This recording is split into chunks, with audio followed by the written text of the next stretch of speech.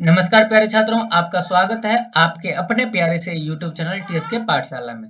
आज के क्लास में हम लोग क्वेश्चन बैंक 2011 से 23 तक में वीवीआई लघुत्तरीय प्रश्न देखने वाले हैं। किस चैप्टर से? विद्युत आवेश एवं क्षेत्र, जो कि क्लास 12 के फिजिक्स का पहला चैप्टर है। इसका आज हम लोग पार्ट 2 देखने वाले हैं। इसका आज हम लोग पार्ट 2 देखने वाले, क्यों? क्योंकि पार्ट 1 हमने पिछले क्लास में देख लिया था।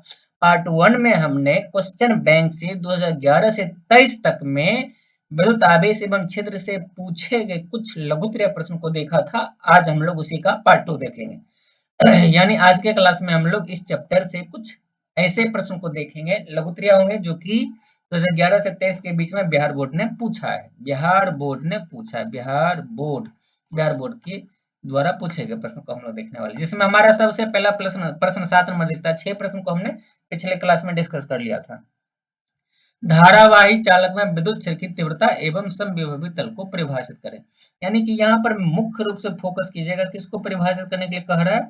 विद्युत क्षेत्र की तीव्रता, विद्युत क्षेत्र की तीव्रता को परिभाषित करना और समविभवी तल को परिभाषित करना है। तो हम लोगों को क्या परिभाषित करना है? विद्युत क्षेत्र की तीव्रता को। तो पहला डेफिनेशन के लिए हमारे पास हेडिंग आया, विद्युत क्षेत्र की तीव्रता। तो विद्युत क्षेत्र की तीव्रता क्या है, ध्यान से समझिएगा। विद्युत क्षेत्र की तीव्रता तो हमने एक चीज पढ़ा था पहले, इस प्रकार समझिए कि अगर ये कोई प्लस क्यू आवेश है, किसी आवेश को हमने किसी स्थान पर रख दिया है, तो जैसे ही किसी आवेश को किसी स्थान पर रखोगे आप, तो इसके चारों ओर एक क्षेत्र बन जाएगा। किस प्रकार का क्षेत्र? अगर आप इस क्षेत्र में किसी अन्य आवेश को लाओ, जैसे Q1 आवेश को हमने लाया, तो Q1 आवेश पर बल लगेगा। बल कैसा? या तो आकर्षण होगा या प्रतिकर्षण होगा। ठीक है। अच्छा, Q2 आवेश को लाए इसके अंदर, तो भी बल लगेगा, और बल किस प्रकार का होगा? या तो आकर्षण होगा या फिर प्रतिकर्षण होगा। और आपको पता होनी चाहिए कि ये जो चारों बगल क्षेत्र बना है, इसी क्षेत्र को तो विद्युत क्षेत्र कहते थे। अच्छा, विद्युत क्षेत्र समझ गया, लेकिन अभी चर्चा विद्युत क्षेत्र की नहीं, विद्युत क्षेत्र की तीव्रता की है। तो विद्युत क्षेत्र की तीव्रता को हम लोग कैसे मापते हैं, कैसे पता करते हैं? तो बड़ा ही सिंपल है। अगर किसी आवेश के चारों विद्युत क्षेत्र का निर्माण हुआ है, तो उसमें हम लोग एक परीक्षण आवेश को लाते हैं। परीक्षण आवेश क्यों नोट? परीक्षण आवेश के बारे में आपको पता होना चाहिए। परीक्षण आवेश आपको पता होनी चाहिए। परीक्षण आवेश की दो खासियत है। परीक्षण आवेश की दो खासियत, पहला, इसका परिमाण कितना होगा? इकाई। इसका परिमाण कितना होगा? इकाई। और इस पर आवेश कैसा होगा? धनात्मक। यानी कि परीक्षण आवेश कौन? जिस पर धनात्मक आवेश और इकाई परिमाण हो, यानी कि वैसा आवेश जिसका परिमाण इकाई और उस पर धनात्मक आवेश हो, उसे ही हम लोग परीक्षण आवेश कहते हैं, और इसको हम लोग क्यू नोट से सूचित करते हैं। ठीक बात। क्यू जीरो भी इसको पढ़ा जा सकता है। तो किसी विद्युत क्षेत्र में परीक्षण आवेश को लाते हैं और हम लोग देखते हैं कि इनके बीच में कितना बल लगता है। उसी बल की मात्रा को, उसी बल के परिमाण को विद्युत क्षेत्र की तीव्रता कहते हैं। परिभाषा कैसे लिखोगे? जरा सा लिखते हैं, साथ साथ पढ़िएगा, लिखिएगा और याद कीजिएगा। विद्युत क्षेत्र में, कहाँ पे? विद्युत क्षेत्र में। विद्युत क्षेत्र कौन बनाता है? कोई आवेश। अच्छा, आवेश का समूह भी बना सकता है। तो विद्युत क्षेत्र में किसी परीक्षण आवेश को लाने पर, किसी परीक्षण आवेश को लाने पर, जैसे सीधा सीधा बोल देते, किसी परीक्षण आवेश पर, किसी परीक्षण आवेश पर उसको लाएंगे तभी तो बल लगेगा। किसी परीक्षण आवेश पर लगने वाले विद्युत बल मतलब आकर्षण या प्रतिकर्षण, दोनों इसका मतलब हो सकता है। विद्युत बल की परिमाण को, की मात्रा को, परिमाण या मात्रा को क्या कहते हैं हम लोग? विद्युत क्षेत्र की तीव्रता कहते हैं। को विद्युत क्षेत्र की तीव्रता कहते हैं। विद्युत क्षेत्र की तीव्रता कहते हैं। इतना आसान सा परिभाषा, आप कॉन्सेप्ट को समझिएगा। विद्युत क्षेत्र की तीव्रता कहते हैं। ध्यान से कॉन्सेप्ट को समझिएगा कि किसी विद्युत क्षेत्र में कोई आवेश है, उसके चारों ओर विद्युत क्षेत्र बना हुआ है। उस विद्युत क्षेत्र में अगर हम लोग परीक्षण आवेश को लाएंगे तो उस पर बल लगेगा। अच्छा, बल अगर कम लग रहा है तो विद्युत क्षेत्र की तीव्रता क्या होगी? कम होगी। अगर बल ज्यादा लग रहा है तो इसका मतलब विद्युत क्षेत्र की तीव्रता ज्यादा है। इसी से तो हम लोग मापते हैं। कैसे मापते हैं विद्युत क्षेत्र की तीव्रता को? किसी विद्युत क्षेत्र में परीक्षण आवेश को ले जाते हैं, उस पर लगने वाली बल की मात्रा को हम लोग देखते हैं। बल ज्यादा तो विद्युत क्षेत्र की तीव्रता ज्यादा, बल कम तो विद्युत क्षेत्र की तीव्रता कम होगी। सिंपल सा परिभाषा है, और पक्का आप लिख लोगे इस परिभाषा को। ठीक है, सब लोग लिख लोगे ना? तो नीचे हम लोग मिटा रहे हैं अब इस डायग्राम को। इसको भी खाली कर लेते हैं ताकि अगला परिभाषा लिख सकें। और ये प्रश्न आपके बिहार बोर्ड एग्जाम में 2013 में पूछा गया है। आप ऊपर नोटिस करना, 2013 के एनुअल एग्जाम में ये आपके एग्जाम में पूछा गया था। इसमें एक और हेडिंग डाला है, समविभवी तल। समविभवी तल को भी हम लोगों को परिभाषित करना है। समविभवी तल, समविभवी तल को भी परिभाषित करना है हम लोगों को। तो ध्यान से सुनिएगा, समविभवी तल क्या होता है, इसका तो नाम से ही पता चल जाता है। समविभवी, समविभवी नाम क्या है, समविभवी। सम का मतलब समान, विभवी मतलब विभवांतर, विभवांतर या विभव। विभवा, विभवी का मतलब विभव बोल सकते हैं। तल, तल का मतलब कोई तल होगा जिसमें प्रत्येक बिंदु पर क्या होना चाहिए, विभव का मान समान होनी चाहिए। बिल्कुल, परिभाषा भी वही बनाएंगे। इसको मिटा करके अब हम लोग परिभाषा लिखने की कोशिश करेंगे, क्योंकि हमें तो परिभाषा ही लिखना है ना एग्जाम में, और कॉन्सेप्ट को समझ के लिखना है, ये नहीं कि रट्टा मार करके लिखना है। तो बोलेंगे विद्युत क्षेत्र में स्थित वैसा तल, विद्युत, विद्युत भी बोल सकते हैं, विद्युत भी बोल सकते हैं, विद्युत क्षेत्र में स्थित, विद्युत क्षेत्र में स्थित, विद्युत क्षेत्र में कोई ऐसा तल होगा स्थित, ऐसा तल, वैसा तल या ऐसा तल जिसके प्रत्येक बिंदु का, जिसके प्रत्येक बिंदु का, जिसके प्रत्येक बिंदु का, बिंदु के विभव का मान, जिसके प्रत्येक बिंदु के विभव का मान समान होता है। विभव का मान क्या होता है, समान होता है, कौमा क्या कहलाता है, समविभवी तल कहलाता है। समविभवी तल कहलाता है, समविभवी तल कहलाता है। बड़ा ही आसान सा परिभाषा है। विद्युत क्षेत्र में स्थित कोई भी ऐसा तल, ये एक प्रकार का मान लीजिए तल है, इसके प्रत्येक बिंदु, जैसे ये पॉइंट ए है, ये पॉइंट बी है, ठीक, ये पॉइंट ए है और ये बी है। अगर भी ए मतलब ए का विभव बराबर हो भी बी, यानी बी के विभव के बराबर हो, इसी प्रकार से प्रत्येक बिंदु पर के विभव का मान समान हो, ये क्या कहलाएगी, समविभवी तल कहलाएगी। दोनों परिभाषा बड़ा ही आसान है, आप चाहो तो इसका स्क्रीनशॉट कर सकते हो ताकि आप इसको बाद में याद रख सकते हो। ठीक है, आगे बढ़ा जाए। तो नेक्स्ट सवाल है हमारे पास, विद्युत आवेश के दो मौलिक गुणों को लिखें। ये 2012 का सवाल है। 2012 के एनुअल एग्जाम में बिहार बोर्ड ने ये पूछा है कि विद्युत आवेश के दो मौलिक गुणों को लिखें। तो बड़ी आराम से हम लोग लिख लेंगे। विद्युत आवेश के मौलिक गुण, हमारे पास सवाल क्या आया, विद्युत आवेश के, विद्युत आवेश के मौलिक गुण। सवाल क्या आया हमारे पास, विद्युत आवेश के मौलिक गुण। तो ध्यान से सुनिएगा, विद्युत आवेश के तीन मौलिक गुण होते हैं। फिलहाल यहाँ पर दो ही कह रहा लिखने के लिए, लेकिन हम लोग तीनों को लिख लेते हैं।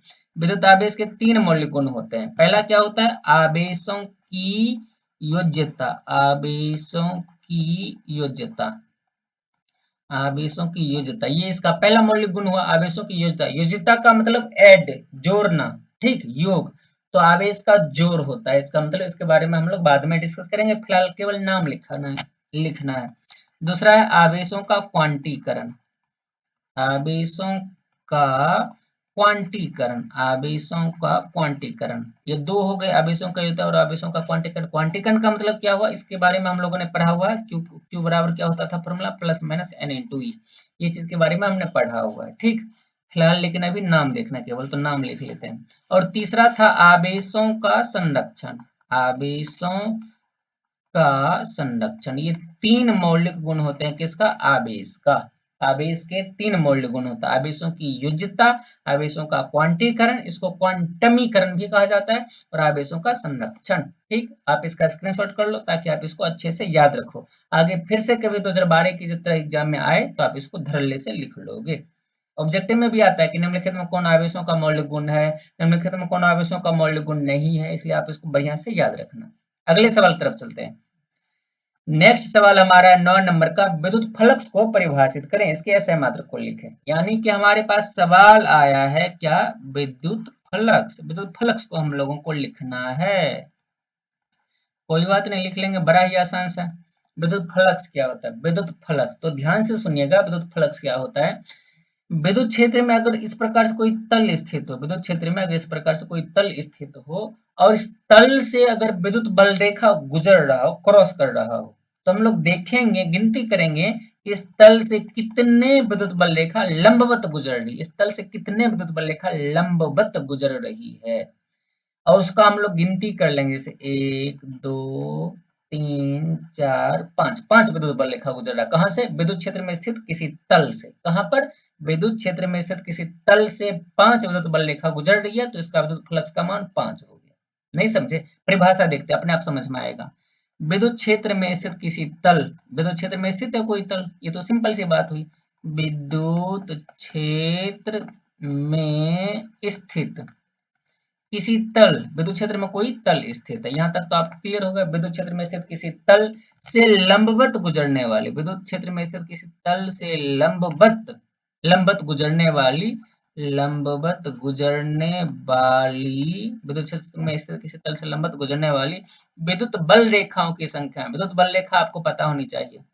विद्युत बल रेखाओं की संख्या, विद्युत बल रेखाओं की संख्या को ही हम लोग क्या कहते हैं? को ही विद्युत फ्लक्स कहते हैं। कितना सिंपल सा और प्यारा सा डेफिनेशन है।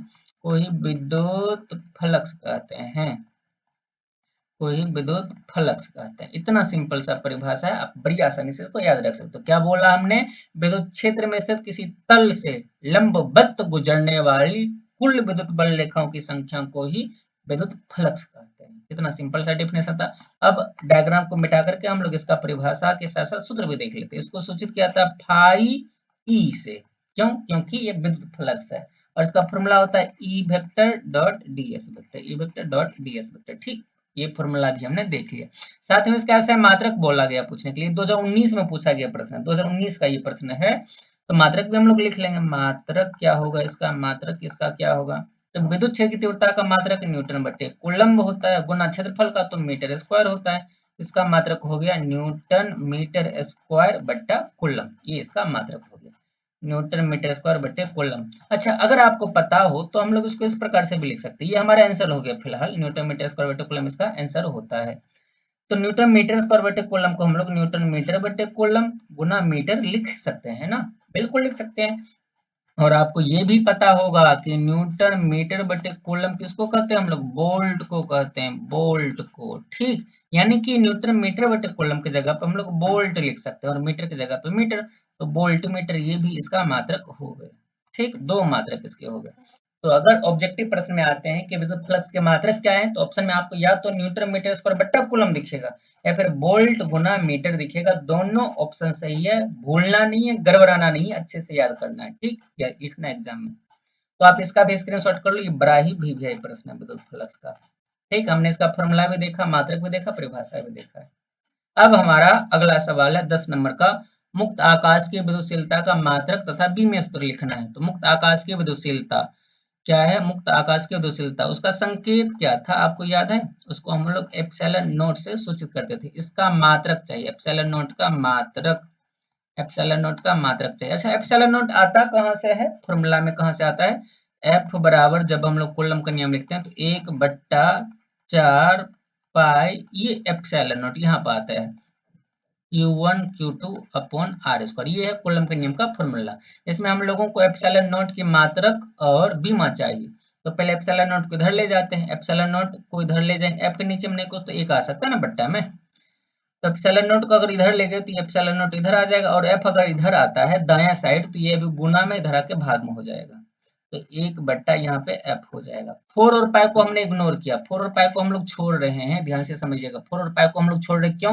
क्योंकि 4 और पाई दोनों के दोनों कांस्टेंट, इसका ना ही मात्रक होता है ना ही बीमा होता है। तो मात्रक और बीमा निकालते समय इसका कोई कम नहीं, इसलिए हम लोगों ने इसको छोड़ दिया। बाकी क्या बचा है? Q1 Q2 बट्टा आर स्क्वायर, ये सब के सब अपने जगह पर। देखना तो ये वाली बातें आपको समझ में आई या नहीं, ये वाली बातें आपको समझ में आई या नहीं, देखना ध्यान से। एफ और एप्सिलॉन नोट को हमने एक्सचेंज कर दिया, एप्सिलॉन नोट उठ के यहाँ से वहां गया बाएं साइड, और एफ बाएं साइड से उठ के दाएं साइड आ गया। अब हम लोग इसमें मात्रक निकाल लेंगे बड़ी आराम से, इस फॉर्मूला को देख करके मात्रक निकाल लो आप। तो ये ऊपर में Q1 Q2 है, Q मतलब आवेश, आवेश का मात्रक कूलम। दूसरा भी Q2, ये भी आवेश, आवेश का मात्रक फिर से कूलम बट्टा, या नीचे बल, बल का मात्रक न्यूटन।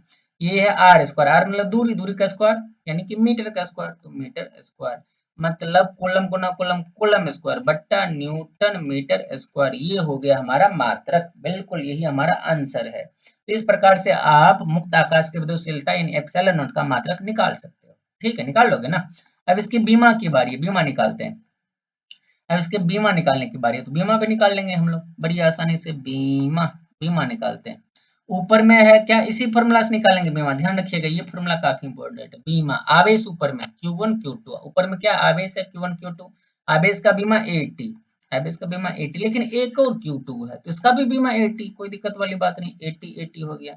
बट्टा में ये नीचे बल, बल का बीमा क्या होता है आपको याद होगा, MLT-2 होता है, MLT-2 गुना ये दूरी का स्क्वायर, दूरी का बीमा तो L स्क्वायर है तो स्क्वायर हो जाएगा। अब सबको कैलकुलेशन कर लो आप, आंसर आ जाएगा। M अकेले है, ऊपर जाकर के बनेगा M-1, ठीक है। L, एक L यहाँ पे और दो L यहाँ पे, तो ये L L2 L3 हो जाएगा और ऊपर जाके -L3, माइनस में L3 हो गया।